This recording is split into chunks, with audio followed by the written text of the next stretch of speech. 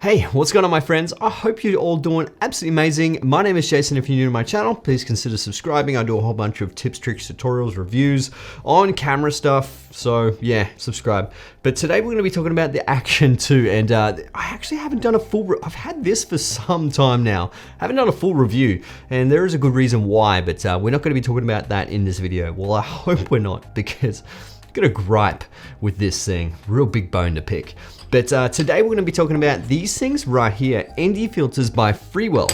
Now, there is one reason why you might not actually get these, and yeah, we're gonna be discussing that in this video. So to talk about if these things are actually worth it, we're gonna have to talk about how Rocksteady works, or at least the basics of how Rocksteady works. So Rocksteady is a digital stabilization that's done inside the camera, which is done through the processing super fast. Like, you don't even notice it. It's just incredible. But the Rocksteady on this thing is just probably the best I have ever seen in any camera, hands down. It's so good. But the way Rocksteady works, essentially it takes one frame and then you've got a next frame, then you've got the next frame. Essentially, it's just a whole bunch of algorithm that sees where the sensor is moving and tries to correct for that each frame. And then 24 or 25 frames later, you have a really nice smooth frame. But that actually works well when you have a sharp image each frame. So if you're trying to do twice your frame rate, the nice motion blur with ND filters, you're gonna get a whole bunch of motion blur and a lot more blur to the image when you got some fast-paced movements.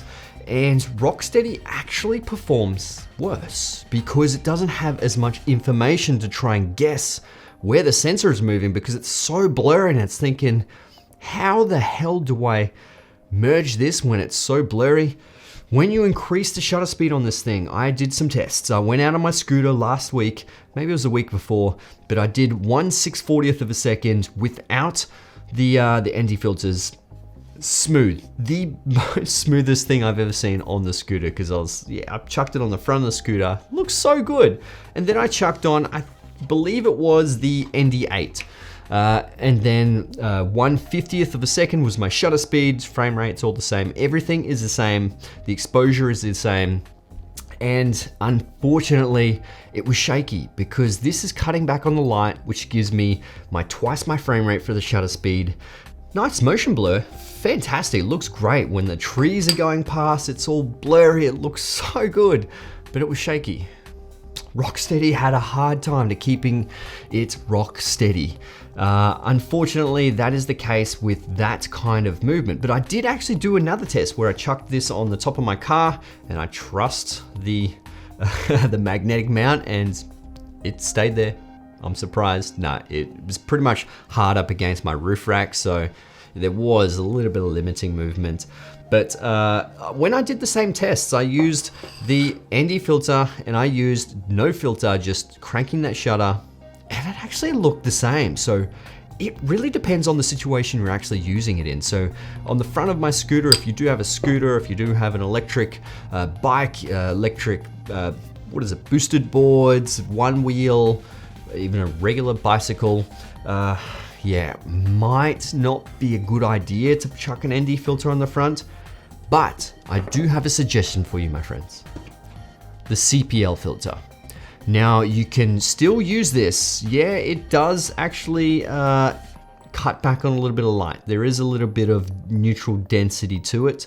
I did have to change the shutter to 1/200th of a second in the same lighting situation instead of 1/640th. But there was a little bit more motion blur. It's not as good as your ND8 or other NDs, keeping the shutter twice your frame rate. But it was something, and it was perfectly stable. So it worked perfectly fine. So this is one thing that I keep on the lens the whole time, mainly for the fact as well is that it acts like a lens protector. It actually looks like DJI have actually designed this. Freewell have done such a good job to make it look good. But there is actually one big benefit of circular polarizing filters as well, is that it actually keeps the colors really nice and saturated. It looked so much better than just your regular ND filters, and it looked tons better than just this. Like, this gives you just that standard wide angle action camera look, and I just don't like it. I really don't like it. The GoPro Hero 10 just dominates this. Well, Freewell actually make filters for the GoPro Hero 10 as well, so if you do want to check them out, link will be in the description below. Oh, one of the good sides about CPL filters as well is if you're trying to get rid of a lot of the reflective surfaces that's hitting the sensor, you can do that with the CPL, because all you need to do is rotate the lens on the front, try and get that perfect spot, and if you shoot through regular water, like if you're at a pond and you want to try and see the fishies, CPL filter. It takes all the reflections off the water and you can see straight through it. So good. I absolutely recommend CPL filters for almost every camera. By the way, Freewell do make these for regular cameras as well, which I actually do use the Freewell on my A7 IV, my A7 III. I don't use it on the FX6 because I have built-in NDs. Great thing about cinema cameras. But yeah, they do have these for drones as well, so check them out as well. They're really good. But when it comes to action cameras, I probably won't waste my money on the ND filters. I'm sorry, Freewell. They're not gonna like me for it. But I do recommend these ones. Definitely this, because this would protect the front of the lens here, like I was saying before I got sidetracked. But yeah, if you do have this on the front of a car and there's a whole bunch of rocks hitting this, like I saw in Make Art Now, Josh Yo's, yeah, it ruined his Ronin 4D lens. Sad. I don't know why I'm laughing. I'm sorry, I'm not laughing. That's a shit situation to be in, and I would not like to be in that, sorry.